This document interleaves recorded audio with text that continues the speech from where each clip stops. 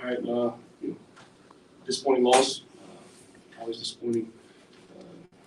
Come out on top, and we work to only get 12 chances a year to get these opportunities. So credit to Louisville and their staff. They did a good job of really making a couple of adjustments and sustaining in that third quarter. Did a good job of the field position in that quarter. And really were behind the 8 ball on the field position battle in the third, and ended up being a big factor in what we did. But a lot to build off in the game, off of in the game, and a lot to learn from.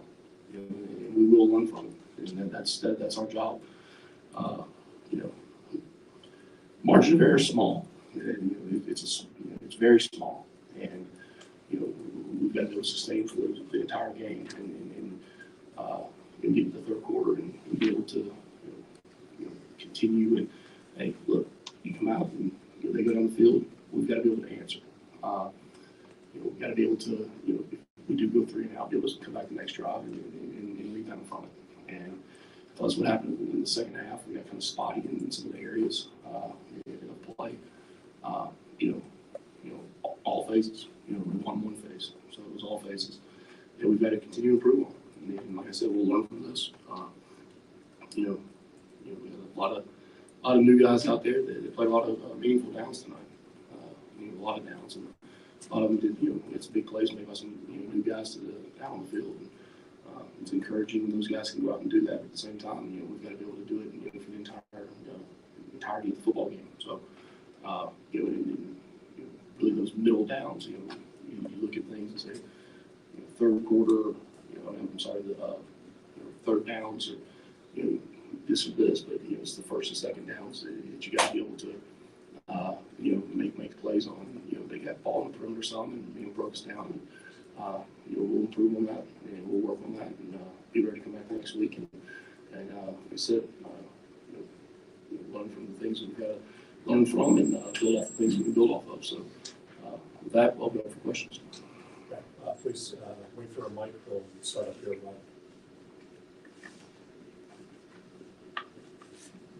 Offensively, it seemed when Haynes had time back there, he threw the ball well, but the second half their defensive line really put a lot of pressure on him, and that really hurt the offense. Yeah, it usually does. Early on we had a couple breakdowns and things, and I thought Buster did a really good job of adapting with some of the play calls and things we were doing, and then you get into some of those situations where we're looking at the dials and shots and get the ball really pushed downfield, and obviously those take longer. And like I said, some young guys get out there and get some meaningful downs and be able to learn a lot from it, and that's my job is to make sure we make the biggest gains really from that first game to the second game. Secondary got banged up a little bit there in the second half. Any update on guys like Miles Brooks, Miles Sims, any of those guys? Yeah, not until tomorrow. Tomorrow we'll find out. We'll get the injury report on everybody.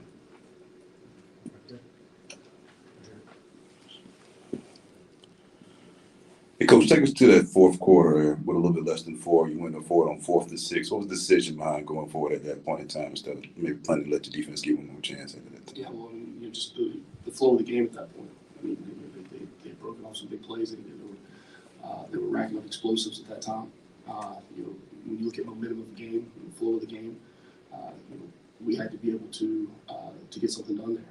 And the way the clock runs now, there might it says 3 minutes 46 seconds on the clock when that time was, and that's not something that you decide it's for a moment. That's something that you decide early on in the downs. It's not a dropping the hat and saying, oh, let's go for it. I mean, that's something you decide early in the downs by the flow of the game. It's 3 minutes 46 seconds on the clock.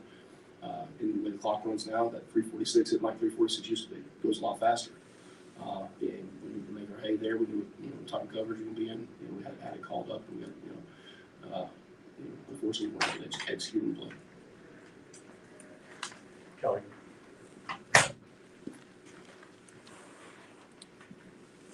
Brent, I was curious. Missed tackles seem to really bite you guys at times, especially in the hole on some of those big running plays, and then in space they took advantage of opportunities. Was that something that you saw leading into the game that was a concern, or just jitters or anything particularly you put your finger on with missed tackles? No, I mean, it's you know, anytime you get a guy, get guys in space, and as we know, when you call that's what college football is now. It's the battle of the explosives. And I think they won the first quarter, won the second quarter, they won the third. That's kind of how it went back and forth, and that's how explosives occur. Either somebody gets beaten with one-on-one, on a route, some sort of a route, or somebody gets beaten and broke down one-on-one in an attacking situation, and they were able to execute in those situations. And obviously, it's one of those things that we'll learn from, and we'll continue to address and work on and get better this weekend. In the back. Coach Key, what stands out second quarter? Remarkable turnabout, and the productivity was off the charts. Was that better execution? Was that adjustments? Was that a personnel change for Georgia Tech? 28 points in the quarter. Yeah, no, it's it goes with the tempo of the game, the flow of the game. When you're playing with tempo, and you get those explosives, and you're able to really kind of put your foot on them. Momentum starts rolling, and when you're playing with tempo, it's a double-edged sword. It affects both sides of the football, and you got to be. Our whole thing with tempo is being able to play tempo that complements the entire football team, not just one side of the ball. And we were able to get in the rhythm there. We come out in the second half, and unfortunately, that first series we weren't able to get in the rhythm to get the tempo going. And later on, we were able to get some tempo moving. So it's all how it's set up, and it goes. The efficiency on first down really allows you to be able to get into that rhythm.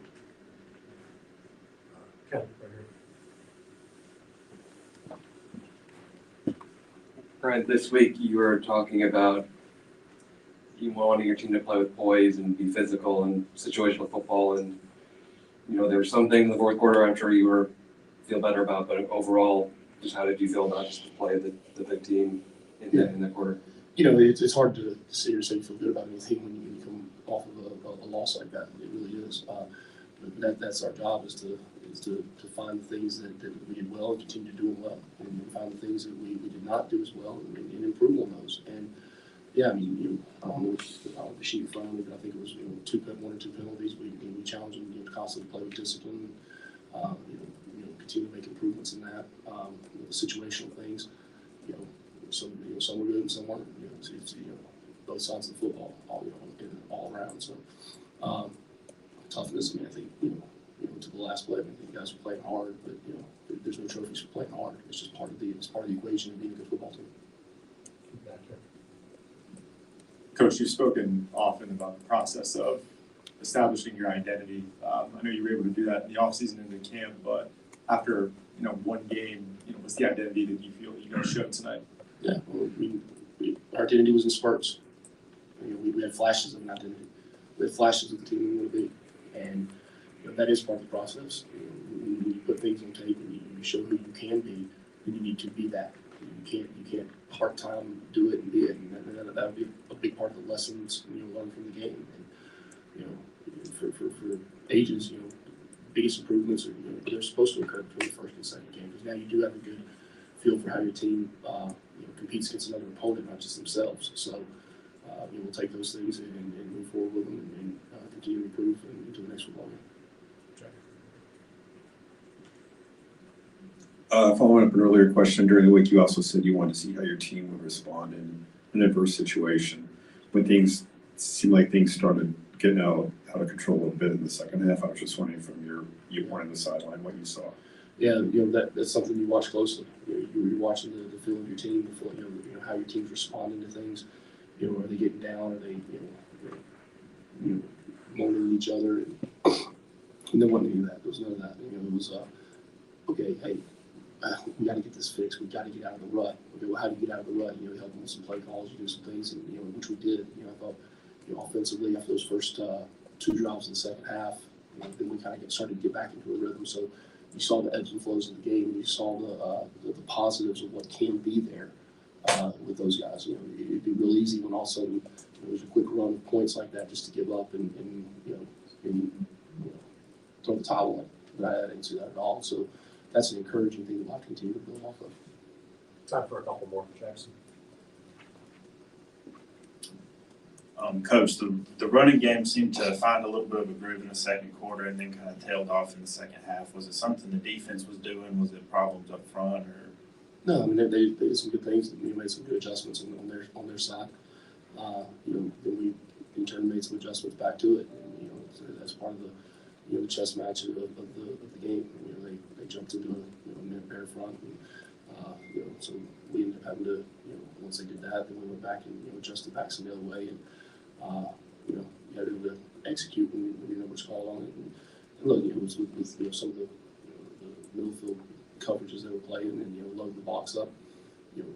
Early on, we were running some of the stretch zone things, and being able to get some good creases, and then as they jumped into the different fronts, and you saw us, and then we started working to take some of the shots and get the ball out of their hands, and didn't execute on as many of them as we needed to. So we'll continue to work on it and continue to get better. Cody in the back. What'd you think of Haynes? We obviously saw the wheels a little bit of Haynes King, and do you feel like he is the quarterback that you saw that won this job in the fall? Yeah. He showed that today. Yeah, he did. He made some big time throws. He sat there under duress several times. Showed us made plays with his feet. We got some yardage. We got positive plays. Pulling the ball down, scrambling, or pulling it down on a read play or design run, and so that was encouraging. It was encouraging to see him sit there and deliver the football. And we were, a couple inches away from a couple other big ones that we'll continue to close that gap and eliminate that margin. Last one, David, in the back.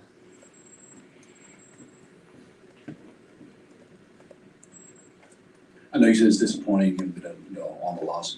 Watch tape. Does it feel like this one slipped away a little bit? Loss is a loss.